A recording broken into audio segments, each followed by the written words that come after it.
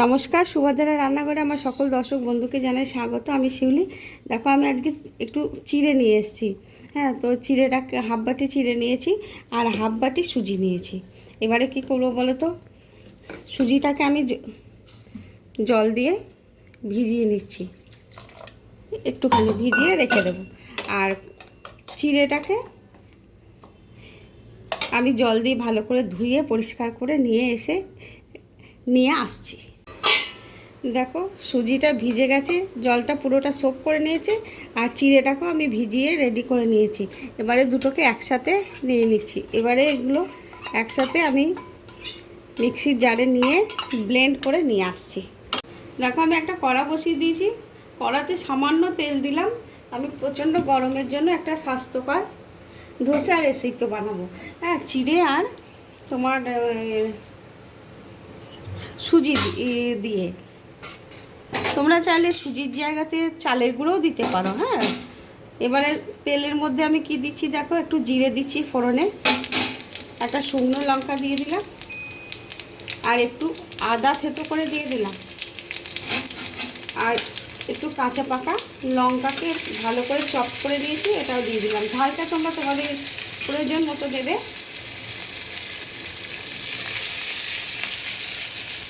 এবারে একটু কারি পাতা দিচ্ছি, সুন্দর ফ্লেভার আসবে। এবারে আমি একটু আলুকে সিদ্ধ করে নিয়েছি, এই আলু সিদ্ধটাকে দিয়ে দিচ্ছি। এটাকে আমি আলুর তরকারি বানাবো।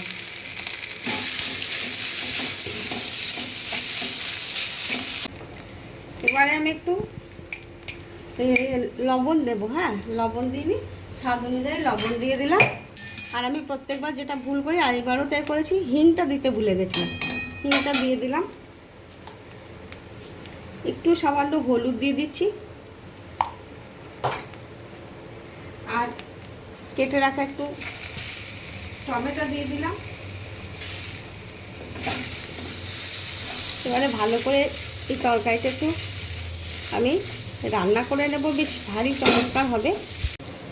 একটু চিনি দিয়ে দিলাম। হ্যাঁ, চিনি দিয়ে দিই, আর একটু হোমমেড গরম মশলা গুঁড়ো দিয়ে দিলাম, জাস্ট 1 চিমটে। আমার হয়ে গেছে, এটাকে বেশি কিছু করার দরকার নেই। এবারে আমি রোস্টের বাদাম, দেখো এটাকে গুঁড়ো করে নিয়েছি, মানে এটাকে একটু দিয়ে দিলাম। ঠিক আছে, এবার আমি গ্যাসটা অফ করে দিচ্ছি, কিছুক্ষণ স্ট্যান্ডিং টাইমের জন্য রেখে দেবো, তারপরে এটা ঠান্ডা হোক ততক্ষণ। এবার দেখো, আমি আলু মশলাটা কড়া থেকে তুলে রেডি করে নিয়েছি। এবার একটু লেবু রস আমি চিপে ওপর থেকে দিয়ে দিচ্ছি। এটা আর একটু চটপাটা হবে, খেতে অসম্ভব সুন্দর হয়েছে। আমি তো পেঁয়াজ দিইনি, তোমরা চাইলে পেঁয়াজ দিতে পারো। ঠিক আছে, চলো এবারে দেখো, আমি চিড়েটা ব্লেন্ড করে নিয়ে চলে এলাম সুজির সাথে। সুন্দর করে একটা স্মুথ পেস্ট বানিয়ে নিয়ে চলে এসেছি, দেখেছো। এবারে আমি এই ব্লেন্ডারের জারটা ধুয়ে একটু জল দিয়ে দেবো। আর এতে আমি লবণ দিইনি, লবণ দেবো, লবণ মিক্সড করে দিচ্ছি। স্বাদ অনুযায়ী লবণ দিয়ে দিলাম, আর জারটা ধুয়ে আমি জলটা দেব। দেখো, আমি জারটা ধুয়ে জলটা দিয়ে দিলাম, আর দেব না। এবারে এটাকে আমি ভালো করে মিক্সড করে এই মিনিট 5 রেখে দেব, তারপরে দেখাবো তোমাদের কিভাবে বানাচ্ছি। দেখো, আমার ব্যাটারটা একদম রেডি। তো আমার ঘনত্বটা দেখো, বেশি টেলটেলেও না, আবার যে খুব একটা মোটা সেটাও না, দেখেছো। যেহেতু এটা তোমার ইয়ে দিয়ে বানানো, তো চিড়ে তো খুব পাতলা করলে উঠতে চাইবে না। যাই হোক, আমি একটু গ্যাসের মধ্যে ফ্রাই প্যান বসিয়ে দিয়েছি। এবারে ওটাকে মুছে রেডি করে নিয়েছি। এবারে আমি ওর মধ্যে 1 হাতা ব্যাটার দিয়ে দিচ্ছি। আলতো হাতে এটা আমি ঘুরিয়ে নিচ্ছি। আর প্রচণ্ড গরমের জন্য এটা একটা খুবই স্বাস্থ্যকর হেলদি চিড়ে, শরীর ঠান্ডা রাখে। তোমরা এটা বানিয়ে খাবে, বাচ্চা থেকে বড়, দেখবে ভীষণ ভালো লাগবে।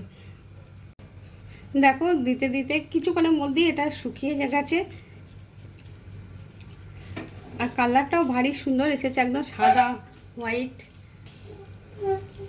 এই যে দেখো উঠে যাচ্ছে, উঠে গেছে। এবারে আমি কি করবো বলো তো, এর মধ্যে যে আলু মশলাটা বানিয়ে রেখেছিলাম সেটা আমি দেব।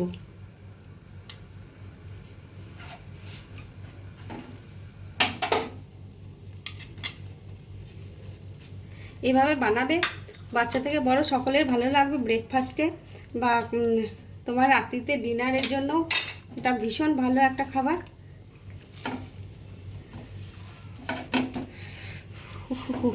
যা গরম না, আমার হাতে গরম লাগছে।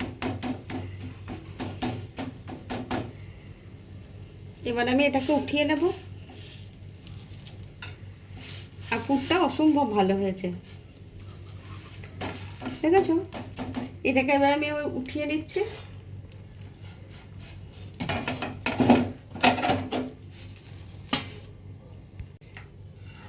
দেখো আমি আর একটা দিচ্ছি।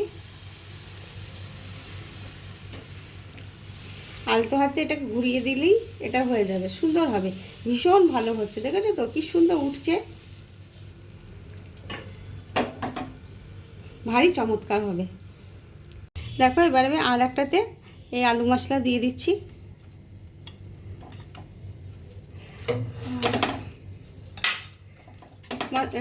আলুর পুরটা তোমরা তোমাদের ইচ্ছা মতো দেবে, যে যেরকম দিতে পছন্দ করবে সে সেরকম। দেখো আমি এবার এইভাবে না বাকিগুলো করে নিচ্ছি, ভেজে এবারে তুলে নেবো বাকিগুলো এরকমভাবে। দেখো আমার চিড়ের ধোসা একদম রেডি এবং সার্ভ করে দিয়েছি। এই গরমের মধ্যে একদম সম্পূর্ণ নিরামিষভাবে করেছি। তো তোমরা এইভাবে একবার অবশ্যই বানাবে, বানিয়ে খাবে, খেয়ে কিন্তু আমাকে জানাবে তোমাদের কেমন লেগেছে। স্বাস্থ্যকর একটা চিড়ের ধোসা রেসিপি তোমাদেরকে আমি একটু কেটে দেখাচ্ছি, দাঁড়াও। দেখেছো কি ভালো হয়েছে, আর খুব নরম সফট। যাদের মানে দাঁতে, বয়স্ক মানুষ যাদের দাঁতে সমস্যা, তারা ইজিলি খেতে পারবে।